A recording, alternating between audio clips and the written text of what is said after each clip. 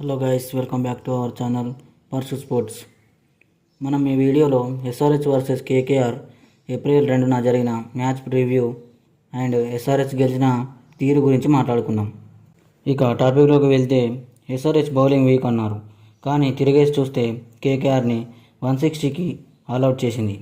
IPL 19 సీజన్లో అన్ని toss win అవుతూ బౌలింగ్ చేస్తూ గెలిచినవే, కానీ ఒక్క సన్ రైజర్స్ హైదరాబాద్ మాత్రం ఆఫ్టర్ 5 గేమ్స్ తర్వాత 226 కొట్టి డిఫెండ్ చేసుకొని మరీ కేకేఆర్ పైన విజయం సాధించింది. అయితే హనుమంత్ జయంతి రోజున ఆరెంజ్ జెండా ఓటమి అసాధ్యమని చెప్పాలి.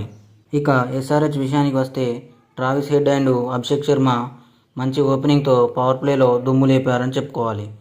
కానీ అభిషేక్ శర్మ అవుట్ అయిన తీరు మాత్రం అన్ఫేర్ డిసిజన్ లాగా అనిపిస్తుంది. అండ్ ఇప్పుడు ఐపీఎల్లో 300 కొట్టే సత్తా ఉన్న టీం ఏదైనా ఉంది అంటే అది ఒక్క సన్ రైజర్స్ హైదరాబాద్ మాత్రమే. ఇలా ఎందుకు అంటున్నానంటే వాళ్ళు గతంలో ఆడిన ఆట తీరు.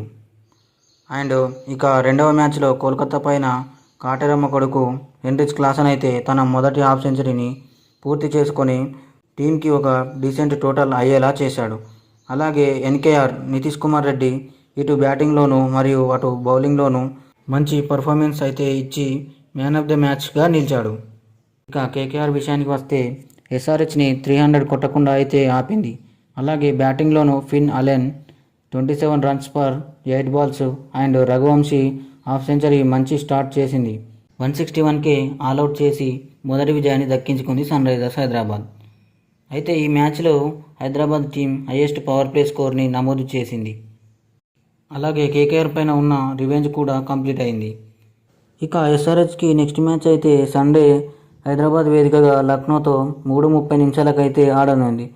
సో గాయస్, మరి ఎస్ఆర్హెచ్ తన హోమ్ గ్రౌండ్ అయిన రాజీవ్ గాంధీ ఇంటర్నేషనల్ స్టేడియంలో ఈ మ్యాచ్ అయితే జరగనుంది.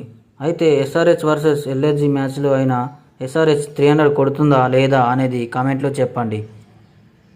Thank you very much. అలాగే లైక్ అండ్ సబ్స్క్రైబ్ చేసుకోండి. Thank you.